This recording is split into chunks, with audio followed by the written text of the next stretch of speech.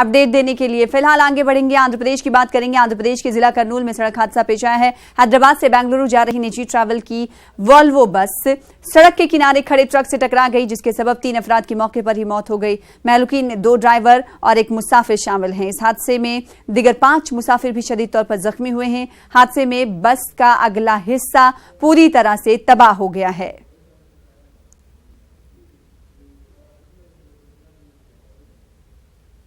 इस वक्त दूसरी बड़ी खबर का रुख कर लेते हैं, जो कि कर्नाटक से आ रही है।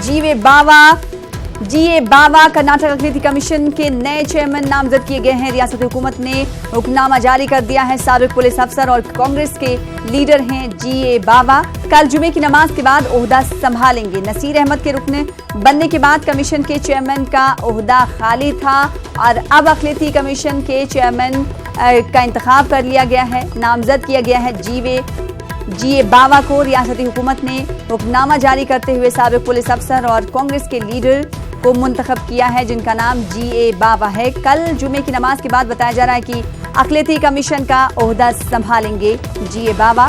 नसीर अहमद के रुकन असेंबली बनने के बाद कमीशन के चेयरमैन का ओहदा खाली था, जिसके बाद अब मुंतखब किया गया है जीए बावा को।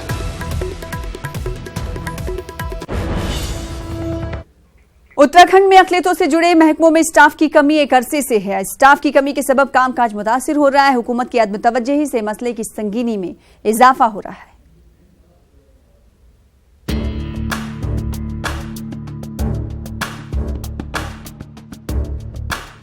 देहरादून में महकमे अखिलेती फलाह की इमारत में कई अहम दफातर हैं। वक्फ बोर्ड, मदरसा board, minority welfare financial development board और अखिलेती कमीशन के दफातर इस इमारत में हैं, लेकिन इनमें स्टाफ की कमी है।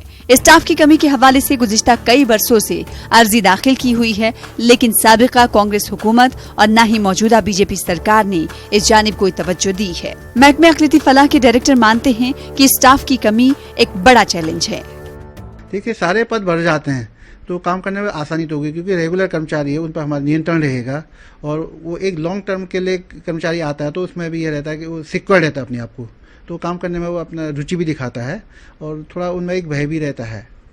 जहाँ तक आउटसोर्स के कर्मचारी उसमें थोड़ी सी दिक्कतें हैं, वो हमारे नियंत्रण में नहीं होते हैं।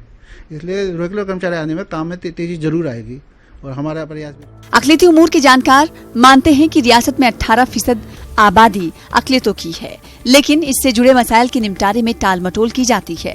अगर हुकूमत माइनॉरिटी डायरेक्टरेट को मुस्तकिल स्टाफ मुहैया करा दे तो कामकाज बहुस्ने खूबी अंजाम पाएंगे। देखिए, उत्तराखंड अल्पसंख्यक विभाग जो है, इसका इंफ्रास्ट्रक्चर अभी जब पिछली सरकार थी तो उसमें इसको जनरेट किया गया था और इसमें लगभग 60 से 65 पोस्ट थी और जो अब तक भरी नहीं जा सकी। अधिकांश पोस्ट पर संविदा से ही या उपनल से सब जो रिलेटेड कर्मचारी हैं उन्हीं से काम चलाया जा रहा है, जिससे अल्पसंख्यक की सभी योजनाएं प्रभावित हैं।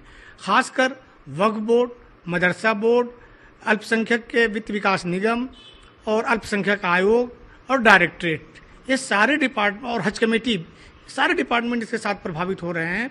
और जो माइनॉरिटी से संबंधित योजनाएं हैं राज्य सरकार की और भारत सरकार की, उसका भी एग्जीक्यूशन नहीं हो पा रहा है, तो सरकार को इसको गंभीरता से लेना चाहिए। महकमे अखिलेती फलाह में स्टाफ की अशद कमी है। मौजूदा हुकूमत इस मसले पर तवज्जो देती है तो महकमे की परेशानी दूर होगी, वरना स्टाफ की कमी और काम के बढ़ते बोझ तले महकमे की रफ्तार सुस्त से सुस्तर होती जाएगी। न्यूज़ 18 उर्दू के लिए देहरादून से आसिफ की रिपोर्ट।